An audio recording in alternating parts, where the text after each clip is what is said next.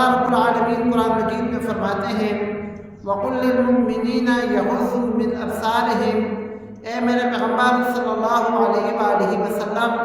ایمان والوں سے کہہ دو کہ وہ اپنی نگاہوں کو جھکا کر رکھیں۔ یہی حکم، یہی الفاظ اللہ رب العالمین نے عورتوں کے لیے بھی ذکر کیے ہیں۔ اللہ رب العالمین فرماتے ہیں وَقُلْ لِلْمُؤْمِنَاتِ يَغْضُضْنَ مِنْ أَبْصَارِهِنَّ، اور عورتوں سے بھی کہہ دو کہ وہ اپنی نگاہوں کو جھکا کر رکھیں، کیونکہ کسی انسان کی طرف مائل ہونا، کسی سے محبت ہونا، چاہے وہ مرد ہو یا عورت ہو، یہ انسان کی فطرت میں داخل ہے۔ اللہ رب العالمین قرآن مجید میں فرماتے ہیں لَقَدْ خَلَقْنَا الْإِنسَانَ فِي أَحْسَنِ تَقْوِيمٍ، ہم نے انسان کو بہترین سانچے میں پیدا کیا ہے۔ جب انسان بہترین سانچے میں پیدا کیا گیا ہے، اس کا مطلب کہ انسان کو اللہ رب العالمین نے خوبصورت ترین مخلوق بنا کر بھیجا ہے۔ اور اللہ رب العالمین قرآن مجید کی ایک دوسری آیت میں فرماتے ہیں وَلَقَدْ خَلَقْنَا الْإِنسَانَ وَنَعْلَمُ مَا تُوَسْوِسُ بِهِ نَفْسُهُ وَنَحْنُ أَقْرَبُ إِلَيْهِ مِنْ حَبْلِ الْوَرِيدِ۔ اللہ رب العالمین فرماتے ہیں کہ ہم نے اس انسان کو پیدا کیا ہے، جب پیدا کرنے والے ہم ہیں تو اللہ رب العالمین فرماتے ہیں ہم جانتے ہیں ہم نے اس کی جبلت کیسے بنائی ہے، ہم نے اس کو کیسے بنایا ہے،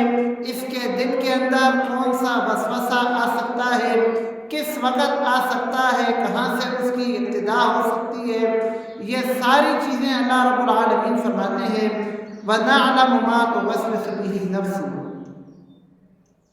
وَنَحْنُ أَقْرَبُ إِلَيْهِ مِنْ حَبْلِ الْوَرِيدِ۔ اللہ رب العالمین فرماتے ہیں کہ میں تو شاہ رگ سے بھی زیادہ قریب ہوں۔ اللہ رب العالمین کی ذات ہماری شاہ رگ سے بھی زیادہ قریب ہے، ہم سے زیادہ ہم کو جاننے والی اللہ رب العالمین کی ذات ہے۔ اس لیے اللہ رب العالمین فرماتے ہیں مومن مردوں سے بھی اور مومن عورتوں سے بھی کہ وہ اپنی نگاہوں کو جھکا کر رکھیں، اپنی نظروں کو پاک رکھیں، نظروں کو پاکیزہ رکھیں۔ اور عورتوں کے لیے بھی یہی حکم ہے، اور اس کی ایک عملی مثال آپ صلی اللہ علیہ وآلہ وسلم کی زندگی سے ملتی ہے کہ ایک دفعہ حضرت عبداللہ بن ام مکتوم رضی اللہ تعالی عنہ نابینا صحابی ہیں، آپ صلی اللہ علیہ وآلہ وسلم کے پاس تشریف لائے تو آپ صلی اللہ علیہ وآلہ وسلم نے اپنی ازواج مطہرات سے یہ فرمایا کہ آپ پردہ فرما لیں۔ تو ازواج مطہرات دو موجود تھی غالباً اس وقت، تو وہ دونوں کہنے لگی کہ اللہ کے رسول یہ صحابی تو اندھے ہیں، ان کو تو نظر نہیں آتا۔ آپ صلی اللہ علیہ وآلہ وسلم نے فرمایا کہ وہ تو اندھا ہے لیکن افعمیابان، تم دونوں تو اندھے نہیں ہو،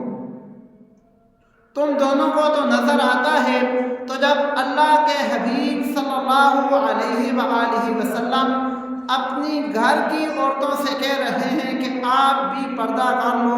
آپ بھی اپنی نظروں کو جھکا لو، تو میں اور آپ یا میری بیٹی آپ کی بیٹی،